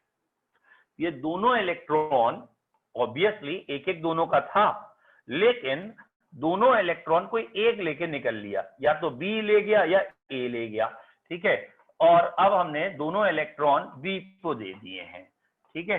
तो दोनों इलेक्ट्रॉन बी को दे दिए, क्योंकि इलेक्ट्रॉन बी को दिए तो बी पे नेगेटिव आया, ए से इलेक्ट्रॉन गए इसलिए ए पे पॉजिटिव आया। अगर तुम उल्टा करोगे तो उल्टे चार्जेस आ जाएंगे, इसलिए ये बात मत पूछना कि अगर इलेक्ट्रॉन ए ले जाता तो भैया ए नेगेटिव हो जाता, बी पॉजिटिव हो जाता। तो एक आध बच्चा पूछ लेता है कई बार कि आपने ऐसा ही क्यों किया, बी को ही क्यों इलेक्ट्रॉन दिया। भैया ना मैं ए को जानू ना बी को जानू, ये दोनों ही जनरल हमने एग्जाम्पल लिया है, कहीं भी इलेक्ट्रॉन जा सकता है। ये डिपेंड करेंगी एरो के ऊपर लिखी हुई कंडीशन जो अभी नहीं लिखी है, मतलब बेस आ रहा है अटैक करने, न्यूक्लियोफाइल आ रहा है, इलेक्ट्रोफाइल आ रहा है, क्या आ रहा है, उसके हिसाब से बॉन्ड टूटेगा और तब ये चार्जेस आएंगे और ये हेट्रोलिटिक बॉन्ड फिशन कहलाएगा। इसमें एक बनेगा जिसके इलेक्ट्रॉन कट गए हैं, बेचारे के दूर चले गए हैं, वो कट के आयन बना है, कैटाइन बना है, और दूसरा जिसमें नेगेटिव चार्ज आया है और नेगेटिव आयन बना है, उसको हमने कह दिया अनाइन बना है। तो एक अनाइन बना है, एक कटाइन बना है। तो जो कटाइन बना है वो कट के बना है, ऐसे याद करेंगे, जो अनाइन बना है वो नेगेटिव आयन है। फिलहाल अनाइन में जो है आपको क्या ध्यान रखना है, जनरली ऑक्टेट कंप्लीट हो सकता है, इसको इलेक्ट्रॉन मिले हैं, ऑक्टेट कंप्लीट हो सकता है। क्या कहने का मतलब है, भैया ये तो स्टेबल था ही, ये वाले इलेक्ट्रॉन इसके ऑक्टेट में गिने जा रहे थे, इसने इलेक्ट्रॉन छीन लिए तो ऑक्टेट तो कंप्लीट ही रहा। लेकिन प्रॉब्लम क्या आ गई, नेगेटिव चार्ज। नेगेटिव चार्ज इसे अनस्टेबल कर देगा, इसलिए इसे किसी पॉजिटिव चार्ज वाले से रिएक्ट करना ही करना पड़ेगा। तो आपको क्या याद रखना है, एनाइन आगे रिएक्शन के लिए ढूंढेगा कोई ना कोई, क्या ढूंढेगा, कोई ना कोई पॉजिटिव चार्ज कह लो या वेकेंट ऑर्बिटल। इसे आगे स्टेबल होने के लिए प्लस चार्ज चाहिए, ये नेगेटिव चार्ज खत्म करना है। और इसे आगे स्टेबल होने के लिए चाहिए obviously lone pair of electron. ये वहां अटैक करने जाएगा जहां लोन पेयर दिख जाए, मतलब इलेक्ट्रॉन पेयर। भैया ध्यान से देखो यहां पे क्या हो रहा था, ये ए नाम की चीज और ये बी नाम की चीज इसमें बदल गई है, इसमें बदल गई है, और स्टेबल यही कंडीशन है। तो ये ढूंढ रहा है भैया लोन पेयर मिल जाए वापस ऐसे ही कुछ बन जाए, और ये ढूंढ रहा है वेकेंट ऑर्बिटल कोई मिल जाए तो वापस इसमें चले जाए। Is it clear? अब पूछो बेटा, पूछिए लोकप्रिय। सर दोनों बी के पास कैसे चले गए? अगर हम इसको हीट करते तो क्या फ्री रेडिकल नहीं बनते? फिर से बोलना जरा, थोड़ा जोर से बोलो। सर अगर हम हीट करते इसे तो फ्री रेडिकल्स बनते। नहीं, हीटिंग में ना एक टेम्परेचर होता है बेटा। फ्री रेडिकल बनाने के लिए हम यूजुअली कहते हैं 500 से ऊपर का टेम्परेचर चाहिए होता है, तब बॉन्ड इक्वली टूट के फ्री रेडिकल बनते हैं। जो हम जनरल लैब में कर रहे हैं, टेस्ट ट्यूब में कोई चीज ऐड किया और बर्नर के ऊपर गर्म कर रहे हैं या ऑर्डिनरी रिएक्शन कर रहे हैं, वहां फ्री रेडिकल नहीं बनेंगे बेटा। ये वाला भी अगर बॉन्ड तोड़ना है तो कुछ तो करना ही पड़ेगा ना, एनर्जी तो देनी पड़ेगी। हीटिंग तो यहां भी है, लेकिन उस हीटिंग और इस हीटिंग में अंतर है। ये हीटिंग आपकी वाटर का जैसे बॉइलिंग पॉइंट है 100 डिग्री, तो ये वाली हीटिंग 100 और 100 के बिलो माने रहे हैं। वो वाली हीटिंग 300 डिग्री जिसे 500 केल्विन में चेंज हो जाएगा, वो उसके ऊपर के लिए है। तो आप इसको ध्यान रखेंगे, हीट तो बेसिक नियम है, करना ही करना है। बेसिक नियम क्यों है? ऑर्गेनिक के साथ इनऑर्गेनिक या फिजिकल को जोड़िए भैया, हीट जन्म से अधिकार इसलिए है। याद आया? केमिस्ट्री में हम काइनेटिक्स में पढ़ते हैं, हर रिएक्शन को चलाने के लिए एक्टिवेशन एनर्जी चाहिए। हीट तो सारी रिएक्शन में देनी पड़ेगी, चाहे वो एंडोथर्मिक हो या एक्सोथर्मिक हो। तो बेटा हीट के लिए तो आप नहीं कहोगे क्या हीट दे रहे हैं तो क्या फ्री रेडिकल बन जाएंगे? अरे भैया हीट अगर आप दोगे भी ना बेटा, तो भी आयंस बनेंगे या बन सकते हैं। ये डिपेंड करता है लेवल ऑफ हीट क्या है। लेवल ऑफ हीट बहुत ज्यादा है तो free radical, level of heat एक खाली ऑर्डिनरी बॉन्ड तोड़ने के लिए तो वो आपका इसमें आएगा, दैट इज कैटायन। मतलब सनलाइट की प्रेजेंस में। अच्छा बच्चों, सनलाइट का मतलब Sunlight की जनरली ये नहीं होता कि धूप में रिएक्शन ले जाके कर दें तो हम वो कह रहे हैं। वो भी एक कंसंट्रेटेड यूवी रेस चाहिए होती है, एक पर्टिकुलर इंटेंसिटी की, तब बॉन्ड टूटते हैं। ठीक है, क्लियर है? फिलहाल इस चीजों को आप पहले ना प्रैक्टिकल लैब से जोड़ के देखें, भावनाओं से जोड़ के देखें, तो आपको समझ में आ जाएगा हम पढ़ क्या रहे हैं, उसको सोचें तो क्वेश्चंस आपको और क्लियर होंगे। ठीक है, हम क्वेश्चंस पढ़ क्या रहे हैं? हम ये पढ़ रहे हैं कि हमारे पास लैब में एक केमिकल है, सपोज एसिटिक एसिड है। अब किसी ने कह दिया यार इस एसिटिक एसिड का अचार डालें, क्या करें, एसिटिक एसिड है। तो उसने कहा ना, हमें कोई दूसरा केमिकल चाहिए। सपोज उसने कह दिया एसीटोन चाहिए। एसिटिक एसिड में 2 कार्बन है, एसीटोन में 3 होते हैं। अब हम चाहते हैं ये एसिटिक एसिड ही एसीटोन में बदल जाए। तो अब हम क्या करें, इसमें कौन सा केमिकल और डालें, कौन कौन सी रिएक्शन कराएं जिससे ये एसीटोन में बदल जाए। Is it clear? तो वहां तक जाने के लिए हम ये सब पढ़ रहे हैं कि भैया बॉन्ड कैसे कैसे टूटते हैं, फिर नए बॉन्ड कैसे कैसे बन सकते हैं। तो एक हमारे दिमाग में पूरा प्रोसेस चलेगा कि अच्छा ठीक है, अगर ये केमिकल है तो होमोलिटिक बॉन्ड तोड़वा दो और उसके बाद इससे रिएक्शन करा दो, फिर इससे जोड़ के ये बनवा दो। तो हम उस मैकेनिज्म में जा रहे हैं। हमें पढ़ना क्या है कि कैसे कैसे रिएक्शन में नए कंपाउंड बनते हैं या नई डिस्कवरीज जो होती हैं, कैसे कैसे बॉन्ड टूटते हैं और बॉन्ड बनते हैं, हम इसे पढ़ रहे हैं। ठीक है, तो अब हमारा जो पॉइंट आया होमोलिटिक बॉन्ड फिशन। भैया ऑर्गेनिक रिएक्शन स्लो होती हैं क्योंकि ऑर्गेनिक कंपाउंड सारे स्टेबल है, मीथेन, ईथेन, प्रोपेन या कोई भी है वो स्टेबल है। तो पहले तो अनस्टेबल बनवाओ, पहले तो एनर्जी दो, उसके पुराने बॉन्ड तोड़वाओ, अब उसको किसी नए से जाके जुड़वाओ। तो organic reactions are slow as first old bond is to be broken, then formation of new bond takes place. पहले ओल्ड बॉन्ड तोड़वाते हैं, फिर नए बॉन्ड बनवाते हैं। तो अब हम ये पढ़ रहे थे ओल्ड बॉन्ड कैसे टूटते हैं। तो दो तरीके से ओल्ड बॉन्ड टूटते हैं, एक होमोलिटिक और एक हेट्रोलिटिक। होमोलिटिक टूटते समय हम मानते हैं हाई टेम्परेचर हो या फ्री रेडिकल जनरेटर हो तो होमोलिटिक टूटता है। हेट्रोलिटिक तोड़ने के लिए यहां एरो के ऊपर एसिड बेस लिखा हो सकता है। बेटा क्यों, जरा सोचो, ये जो एसिड होगा ये एच आइन देगा, और भैया एच आइन तो ओ एच आइन ही लेगा यहाँ का, या कोई भी नेगेटिव आयन लेगा। तो जब ये नेगेटिव आयन डिमांड करेगा तो ये बॉन्ड हेट्रोलिटिक टूट जाएगा। तो जब जब एरो पे कोई पोलर मतलब चार्ज सेपरेशन दिख जाए तब तक ये बॉन्ड आपको होमोलिटिक तोड़ना है। ओह सॉरी, तब तक ये बॉन्ड आपको हेट्रोलिटिक तोड़ना है।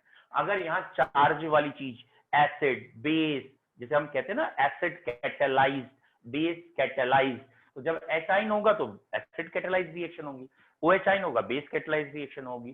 तो ये बॉन्ड अगर पोलर है तो ये जल्दी टूट जाएगा। क्लियर? तो आपको ये ध्यान रखना है कि जहां भी होमोलिटिक नहीं हुआ पीछे वाली कंडीशन, वहां हर जगह हेट्रोलिटिक ही हो रहा है। हेट्रोलिटिक बॉन्ड के कंपाउंड ज्यादा हैं या heterolytic bond fission is more frequent. अधिकतर केसेस में हेट्रोलिटिक बॉन्ड टूटता है क्योंकि यहाँ पे हमें अनइक्वल बॉन्ड तोड़ना है, एक को प्लस एक को माइनस निकलना है। तो सॉल्वेंट जो जिसमें हम रिएक्शन करा रहे हैं वो भी हम पोलर लेना चाहते हैं। क्यों? क्योंकि पोलर का मतलब होता है चार्ज सेपरेशन प्लस माइनस, ये होता है बेटा पोलर। और ये भी बाद में टूटने के बाद प्लस माइनस में दिख रहा है, तो ये अट्रैक्ट करके इसे कुछ स्टेबलाइज कर लेगा। इसीलिए जब जब पोलर सॉल्वेंट दिख जाए, जब जब एसिड बेस दिख जाए एरो पे लिखा हुआ, या कोई ऐसी चीज दिख जाए जिसके पास वेकेंट ऑर्बिटल हो, कॉमन सेंस, अगर कोई वेकेंट ऑर्बिटल वाली चीज यहां रखी है तो बॉन्ड हेट्रोलिटिक टूटना तय है। बेटा वेकेंट ऑर्बिटल वाला क्या करेगा, वो कहेगा भैया मुझे तो लोन पेयर चाहिए, वो इस बॉन्ड को इसमें ब्रेक करवाएगा और बी नेगेटिव को छीन के ले जाएगा। तो अगर आपको एरो पे कंडीशंस में पोलर सॉल्वेंट दिखे, कंडीशंस में आपको वेकेंट ऑर्बिटल दिखे, कंडीशन में आपको लोन पेयर दिखे, एरो पे जो लिखा हुआ है सिंगल लोन पेयर रिपल्शन नहीं कह रहा हूं, लोन पेयर दिखे जो अटैक करने जा रहा हो, या एसिड या बेस दिखे, तो ऐसी केसेस में आप बॉन्ड हेट्रोलिटिक ब्रेक करवाएं। तो बॉन्ड कब कौन सा ब्रेक करना है ये इंपॉर्टेंट है, लेकिन एरो के ऊपर क्या लिखा है ये भी इंपॉर्टेंट है। अब पूछो बच्चों, यहां तक क्लियर है?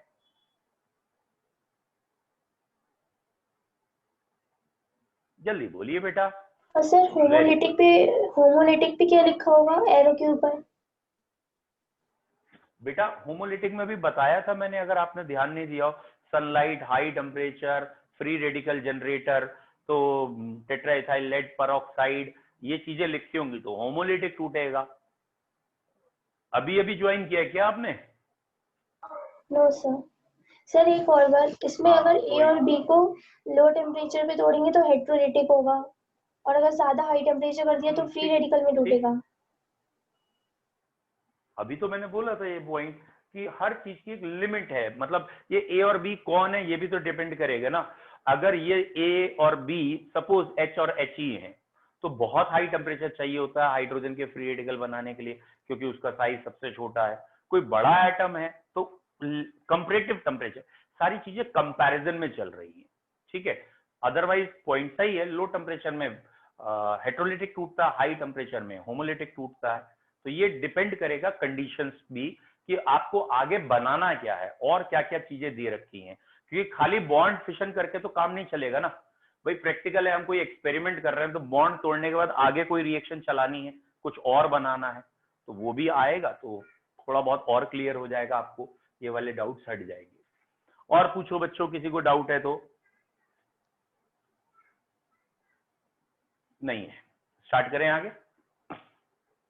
नेक्स्ट हेडिंग बेटा, अगली हेडिंग है कि ये जो बॉन्ड टूटते हैं, जैसे एक दो बच्चे अभी परेशान भी हो रहे हैं कि ये bond high temperature, low temperature, या और कोई भी क्वेरी आप लोगों के भी दिमाग में आ रही है, तो बॉन्ड टूटने का मेन जो रोल है, जो इसके पीछे का जो जिसे कहते हैं ना कल्प्रिट है, वो कहलाता है केमिस्ट्री में अटैकिंग रीएजेंट। Attacking reagent. अब चीजें और खुलेंगी आपके दिमाग में। भैया अटैकिंग रीएजेंट क्या होवे? कार्बन एक सरल प्राणी, एक ऑर्डिनरी जिंदगी जी रहा है 4 बॉन्ड बना के, मतलब इसने 4 शादियां कर रखी हैं, सिंपल एग्जांपल। तो ये 4 बॉन्ड बना के आराम से जीवन व्यतीत कर रहा है।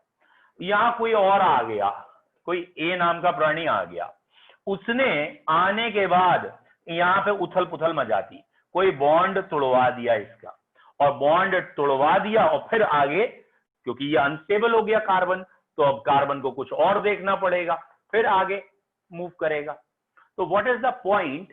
ये पूरी कहानी के पीछे जो रिएक्शन चलवाने का हाथ है, वो हाथ है इसका, कल्प्रिट है ये। What is this? Attacking reagent. ये बॉन्ड कैसे टूटेगा, होमोलिटिक या हेट्रोलिटिक, ये भी डिसाइड करता है ये अटैकिंग रिएजेंट।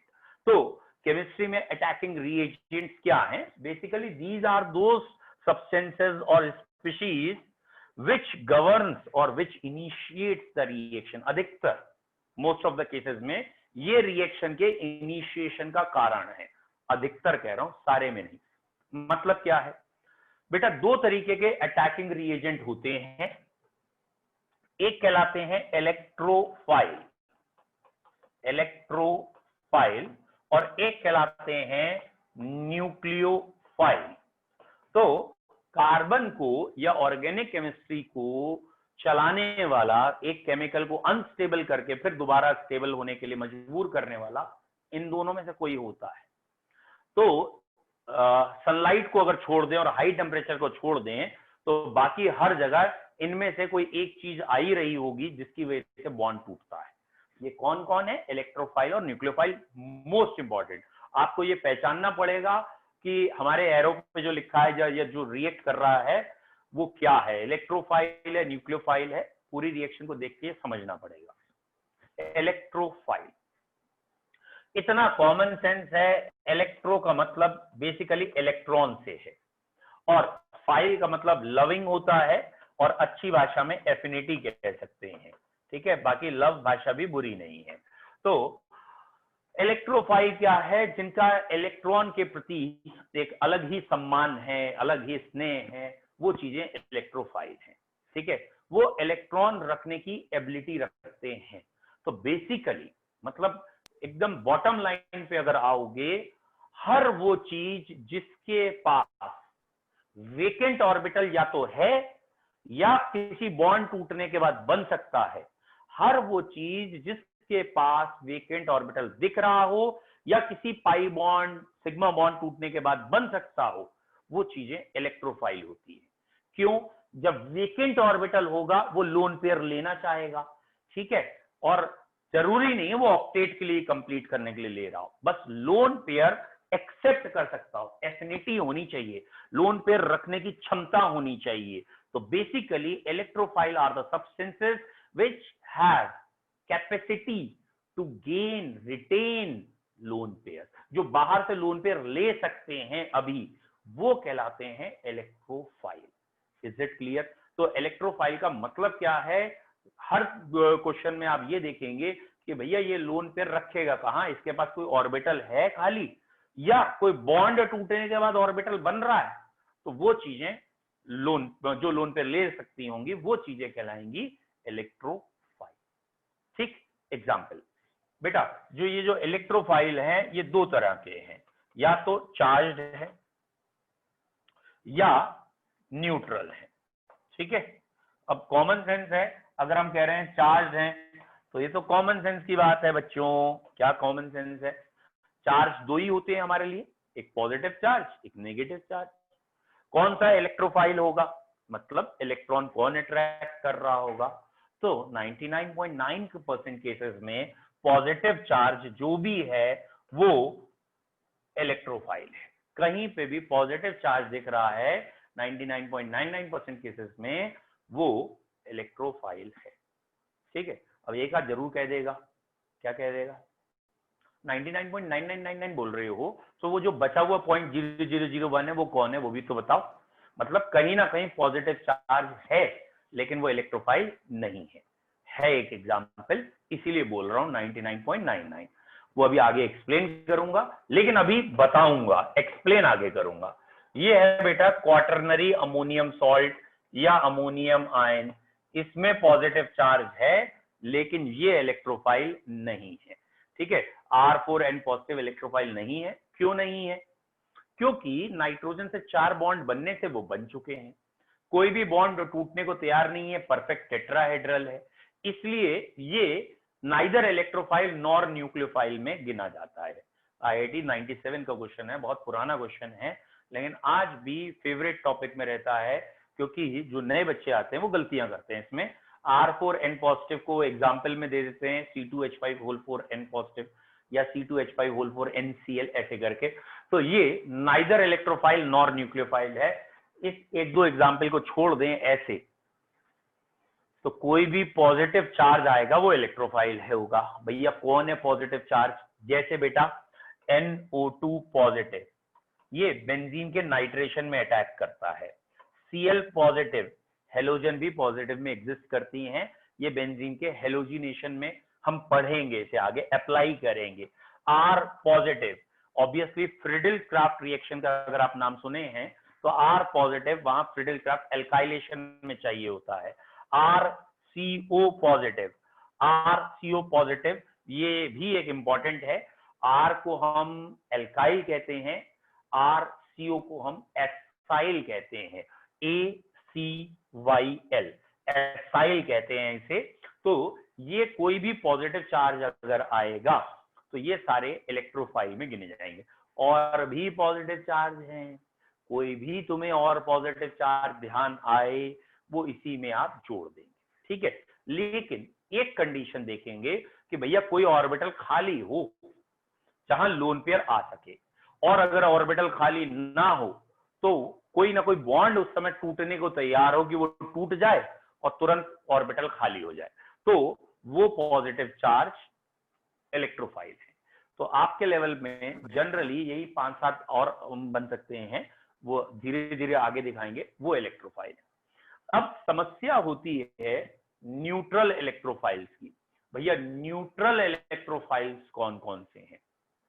ठीक है, न्यूट्रल इलेक्ट्रोफाइल्स, न्यूट्रल इलेक्ट्रोफाइल में 3 कैटेगरी हैं वैसे। पहली कैटेगरी कहलाती है वो स्पीशीज जिनके पास ऑक्टेट इनकम्प्लीट है, ऑक्टेट इनकम्प्लीट। तो बेटा ये बच्चे आसानी से पकड़ लेते हैं कि भैया ये इलेक्ट्रोफाइल रखा है, जैसे AlCl3 है, जैसे BH3 BCl3 है या BCl2 है, ये बच्चे बहुत जल्दी पकड़ लेते हैं कि ये इलेक्ट्रोफाइल है। क्यों? एल्यूमिनियम के आखिरी में 3 इलेक्ट्रॉन और 3 ही बॉन्ड बने हैं, तो 6 हो गए, 8 हुए ही नहीं। बोरॉन में 3 इलेक्ट्रॉन, 3 क्लोरीन से बॉन्ड बने, 6 हुए, 8 हुए ही नहीं। तो जहां ऑक्टेट इनकम्प्लीट दिखा हमें, और S और P ब्लॉक का एलिमेंट ऑक्टेट रूल फॉलो करता है, तो ये SP ब्लॉक के एलिमेंट जहां ऑक्टेट इनकम्प्लीट दिखे इलेक्ट्रोफाइल है, और ये न्यूट्रल भी है। और हाँ, एक इंपॉर्टेंट कौन? ये कौन है? Free radical. फ्री रेडिकल भी तो इलेक्ट्रोफाइल है, भले ये पेयर नहीं ले रहा लेकिन इलेक्ट्रॉन एक तो लेगा, एक भी इलेक्ट्रॉन कोई लेना चाहता है तो इलेक्ट्रोफाइल है। तो free radicals are also electrophile, AlCl3 BCl3 also electrophile. और इन तीनों की कैटेगरी एक ही है क्या? इन तीनों की कैटेगरी है ऑक्टेट इनकम्प्लीट। एक और इसमें बहुत इंपॉर्टेंट रिएजेंट है ग्रिग्नार्ड रिएजेंट, RMgX, ये भी बच्चों इलेक्ट्रोफाइल होता है और ये भी इसी कैटेगरी में आता है ऑक्टेट इनकम्प्लीट। एक्चुअली में मैग्नीशियम के कंपाउंड भी कोवलेंट होते हैं, तो ये मैग्नीशियम का कोवलेंट कंपाउंड है। तो मैग्नीशियम के आखिरी में 8 हुए ही नहीं अभी, यहाँ 2 है, यहाँ 2 है, 4 है। और मैंने अभी कहा था S और P ब्लॉक वाले ऑक्टेट रूल फॉलो करते हैं, ऑक्टेट के बाद स्टेबिलिटी अटेन कर लेते हैं, तो यहाँ तो हुआ ही नहीं। तो Grignard reagent is also electrophile and it comes under the category of octet incomplete. तो न्यूट्रल चीजें हैं, बाहर से देखने में कोई चार्ज नहीं दिख रहा, फिर भी इलेक्ट्रोफाइल है। पहला कंडीशन ऑक्टेट इनकम्प्लीट है, 8 पूरे नहीं हुए, गिन लिए तुमने, पकड़ लिया आसानी से, यहां तक किसी को दिक्कत? गुड, लिख दिया करो 1 2, तो हमें लग रहा है जग रहे हो। ठीक है, अभी 2 3 तो जग ही रहे हैं कम से कम। वेरी गुड, क्योंकि कई ऐसे भी होंगे ना कि यहाँ पे तो ये चल रहा है, वहां उन्होंने बस ऑन किया और अपना नाश्ता कर रहे होंगे इस समय, है ना? हाँ, उंगलियों को भी थोड़ा कष्ट दें सर। चलिए, हाँ बोलो बेटा, पूछो बेटा। सर ये RMGX वाला फिर से बता दीजिए। हाँ बेटा, RMGX ये बहुत इंपॉर्टेंट है, और इसका नाम है ग्रिग्नार्ड रिएजेंट, ठीक है, GRIGNARD।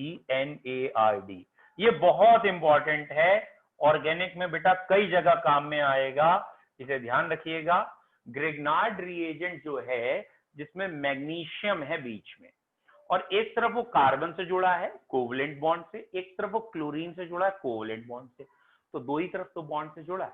तो मैग्नीशियम में अगर 2 बॉन्ड बने तो 4 इलेक्ट्रॉन हुए, 4 हुए तो अभी तो 4 इलेक्ट्रॉनों की और जरूरत है, और क्योंकि इलेक्ट्रॉनों की जरूरत है तो ये इलेक्ट्रोफाइल है। अब क्लियर है? जहां जहां इलेक्ट्रॉनों की जरूरत है वो इलेक्ट्रोफाइल है। अब ये तो बहुत सिंपल है, अभी ऑक्टेट कंप्लीट है इसलिए इलेक्ट्रोफाइल, ठीक है। तो हम पढ़ रहे हैं अटैकिंग रिएजेंट्स, ठीक है, हम पढ़ रहे हैं बच्चों attacking reagents. Attacking reagent is one of the important heading, उसमें पहला अटैकिंग रिएजेंट हम पढ़ रहे हैं इलेक्ट्रोफाइल। जितनी बार हो सके इसे पढ़ने के बाद थोड़ा थोड़ा रिपीट करिए, रिवाइज करिए, तभी आपका दिमाग ज्यादा खुलेगा, ठीक है। और इस इलेक्ट्रोफाइल में बच्चों हमने अभी तक क्या पढ़ा? They have tendency to accept electron, ये इलेक्ट्रॉन लेना चाहते हैं, और टेंडेंसी टू एक्सेप्ट इलेक्ट्रॉन में कौन इलेक्ट्रॉन ले सकता है? तो ये एरो के ऊपर की कंडीशंस हो सकती हैं, तो देखना है आपको कि क्या कोई प्लस चार्ज वाला एरो के ऊपर लिखा हुआ है, that is R positive Cl positive, या वो बन सकता हो रिएक्शन में, वो अटैक करने जा रहा हो तो वो इलेक्ट्रोफाइल होगा। कोई प्लस चार्ज नहीं दिख रहा, फिर भी रिएक्शन इलेक्ट्रोफिलिक मैकेनिज्म है, मतलब इलेक्ट्रोफाइल से हिसाब से हो रही है, तो कोई ना कोई ऐसी चीज है जो देखने में न्यूट्रल है लेकिन इलेक्ट्रॉन लेना चाहती है। न्यूट्रल चीजें कौन सी इलेक्ट्रॉन लेती हैं? ऑक्टेट इनकम्प्लीट, वो ले सकती हैं, एक कैटेगरी हुई। अभी दूसरी और पढ़ेंगे बेटा। ये पढ़ना इलेक्ट्रोफाइल न्यूक्लियोफाइल क्यों जरूरी है?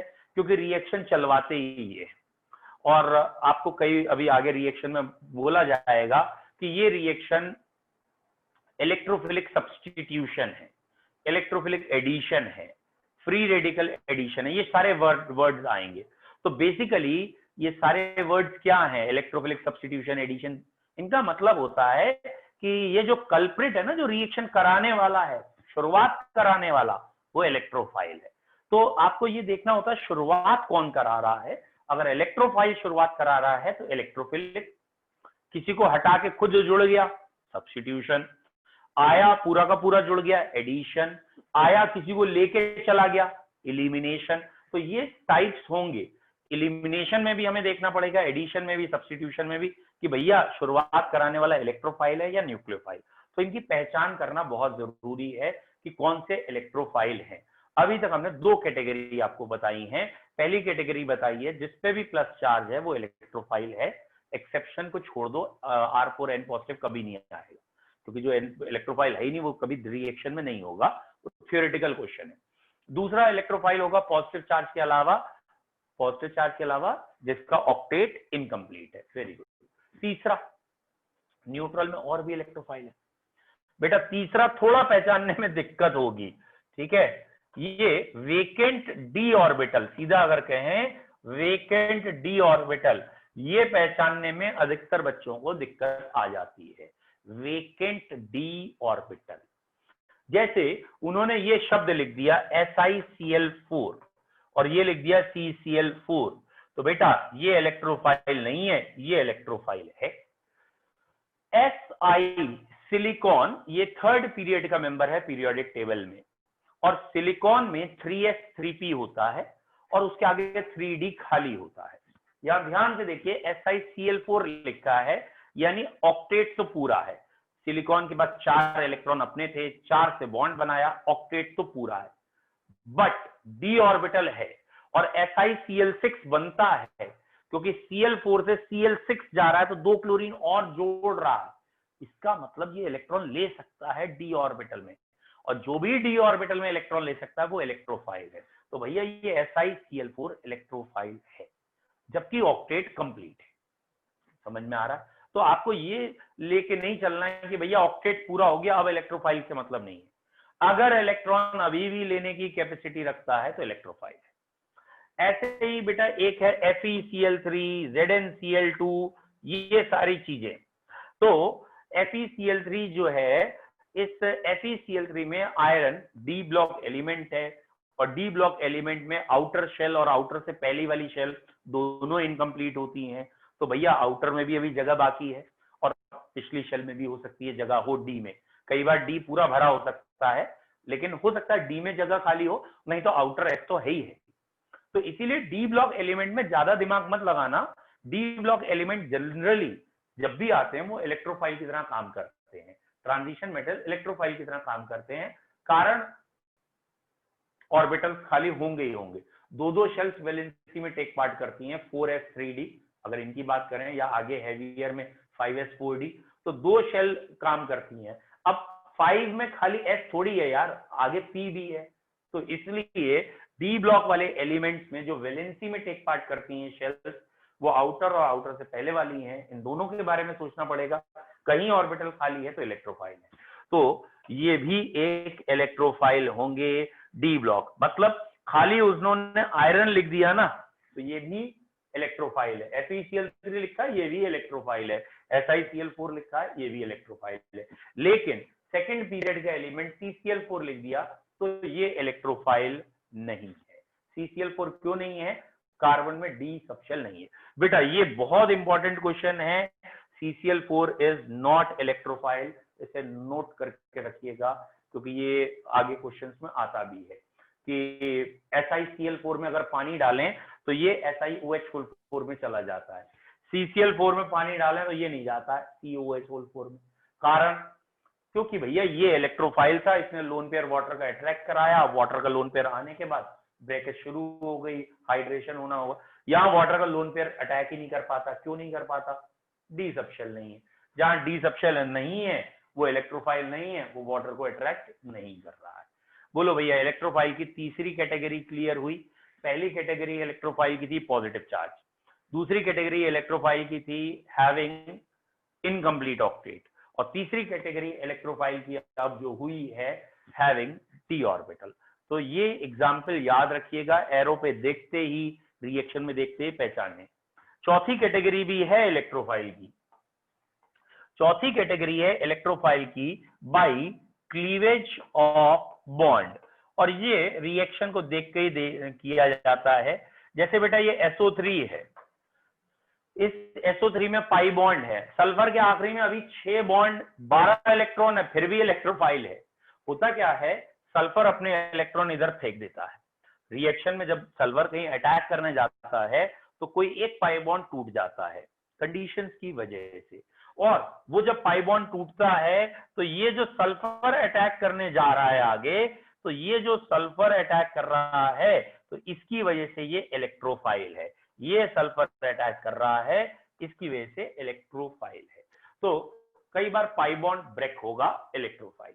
कई बच्चे यहाँ ये भी कह सकते हैं कि अगर पाई बॉन्ड ब्रेक हुआ है तो यहाँ माइनस चार्ज, सॉरी यहाँ प्लस चार्ज आया और यहाँ माइनस भी तो आया है, यहाँ माइनस भी तो आया है, और अगर यहाँ माइनस आया है तो कॉमन सेंस है बेटा न्यूक्लियोफाइल भी हो जाएगा।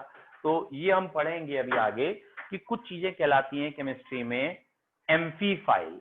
What is the meaning of amphiphile? Amphiphile का मतलब होता है दोनों चीजें, इलेक्ट्रोफाइल भी होना और न्यूक्लियोफाइल भी होना, तो कहलाएगा एम्फीफाइल। बोलो बच्चों, यहां तक क्लियर है? तो सर, ये समझ इलेक्ट्रोफाइल नहीं आया। की क्या चीज नहीं समझ में आया बेटा, बोलो। सर, ये क्लीवेज ऑफ बॉन्ड दोबारा बता दीजिए। बेटा क्लीवेज ऑफ बॉन्ड में हमने ये कहा कि सल्फर और ऑक्सीजन ये जुड़े हुए हैं ऐसे, और क्योंकि ऑक्सीजन मोर इलेक्ट्रोनेगेटिव है सल्फर से, और पाई बॉन्ड अगर आपको पता हो इन स्ट्रेन बनता है, एक सिग्मा बॉन्ड बनने के बाद ओवरलैप होने के बाद पाई बॉन्ड बनता है। तो अगर कोई कंडीशन पोलराइज वाली है तो ये ऐसे ब्रेक हो सकता है इजीली, यानी ये पाई बॉन्ड टूट सकता है। और अगर ये पाई बॉन्ड टूट गया, क्लीवेज ऑफ बॉन्ड हो गई और सल्फर के पास प्लस चार्ज या ऑर्बिटल खाली हो गया, तो ये अटैक कहीं करने जा रहा है, सल्फर से अटैक कहीं हो रहा है, तो ये इलेक्ट्रोफाइल की तरह काम करेगा।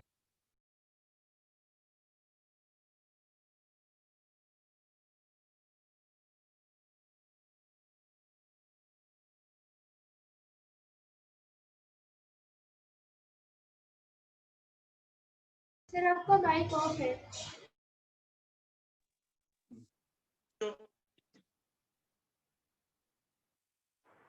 बेटा हाँ मुझे पता है, कॉल आ गया था, माइक ऑफ। अब आ रही है आवाज? Yes sir. सर आ रही है। बेटा जरा 2 मिनट मुझे दीजिए, मेरे घर से कॉल है तो एक बार चेक कर लूं कोई इंपॉर्टेंट काम तो नहीं। 1 मिनट रुक जाइए।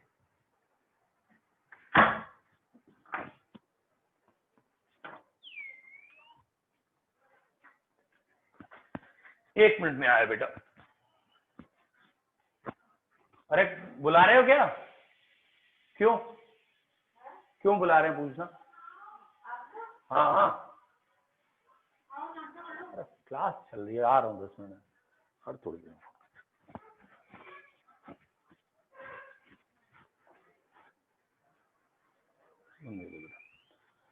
ओके बच्चों, सॉरी फॉर द इंटरप्शन। चलिए बेटा, हमने यहाँ इलेक्ट्रोफाइल की कैटेगरी पढ़ ली, तीसरी, और ये अभी हम आपको समझा रहे थे कि ये क्या है। तो रिएक्शन में जब ये वाला जो एग्जाम्पल है ना बेटा, ये है बेंजीन का सल्फोनेशन। जब बेंजीन की कंसंट्रेट सल्फ्यूरिक एसिड से करते हैं तो बेंजीन सल्फोनिक एसिड बनता है।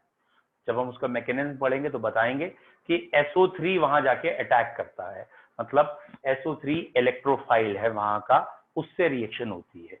अब SO3 इलेक्ट्रोफाइल कैसे हो गया, तो ये आपको एक्सप्लेन कर रहे थे कि ये मोर इलेक्ट्रोनेगेटिव था, ये इलेक्ट्रॉन यहाँ चले गए, यहाँ इलेक्ट्रॉन की कमी हो गई और ये अटैक कर रहा है, इसलिए ये है इलेक्ट्रोफाइल। Getting my point? अब बेटा क्लियर है कुछ? ओके, तो धीरे धीरे और क्लियर करूंगा, आप चिंता ना करो बच्चे, ये आपके सारे डाउट्स खत्म हो जाएंगे। तो इलेक्ट्रोफाइल की जो 4 कंडीशन आई, पहली कंडीशन आई इलेक्ट्रोफाइल की पॉजिटिव चार्ज, दूसरी कंडीशन इलेक्ट्रोफाइल की आई ऑक्टेट इनकम्प्लीट, तीसरी कंडीशन इलेक्ट्रोफाइल की आई वेकेंट डी या ऑर्बिटल, और चौथी कंडीशन इलेक्ट्रोफाइल की I having pi bond cleavage. अधिकतर पाई बॉन्ड टूटता है तो मैंने पाई बॉन्ड क्लीवेज लिख दिया, सिग्मा बॉन्ड भी आ सकता है।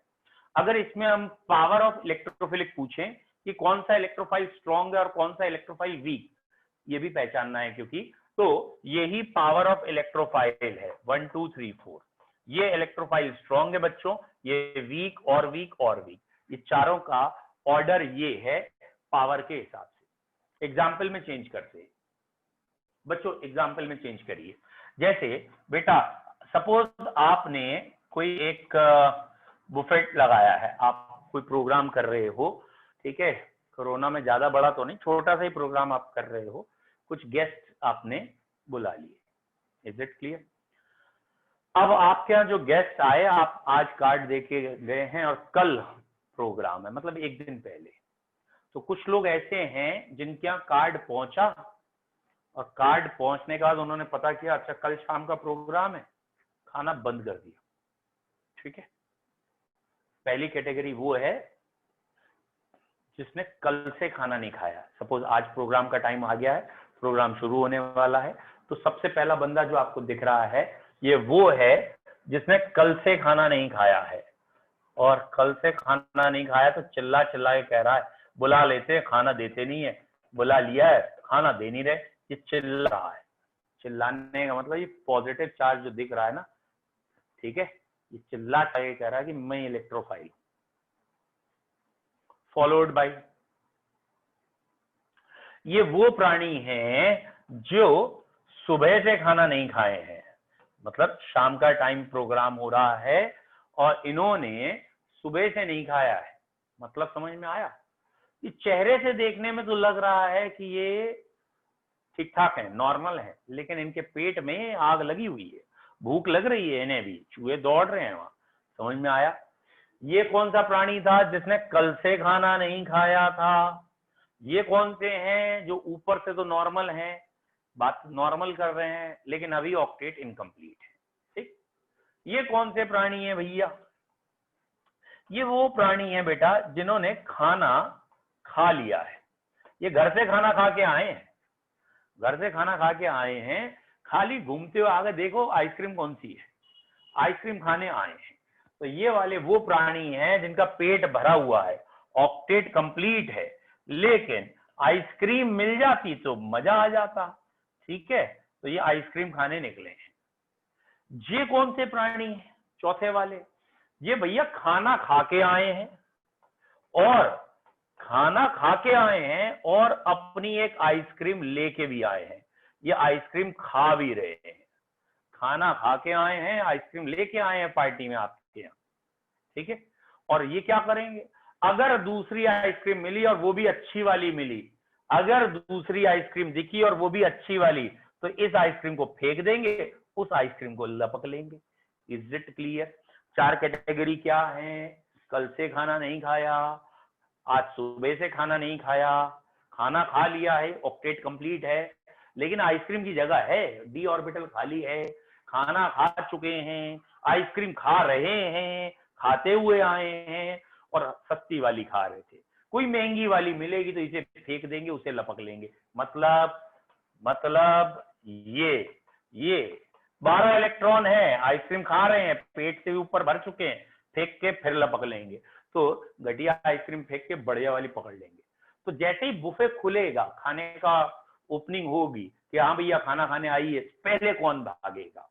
तो it is a common sense, ज्यादा दिमाग ना लगा। एक आध ना जरूर ये कहेगा कि आइसक्रीम से अगर ओपनिंग हो गई तो, अबे बेवकूफ, ये केमिस्ट्री पढ़ रहा है, खाली को रिलेट कर रहा है, तेरा दिमाग हमेशा खाने में चलता है। खाने से शुरू कर दें तो वापस आओ, पहले पॉजिटिव चार्ज मतलब जो कल से खाना नहीं खाया, इट इज स्ट्रॉन्ग इलेक्ट्रोफाइल।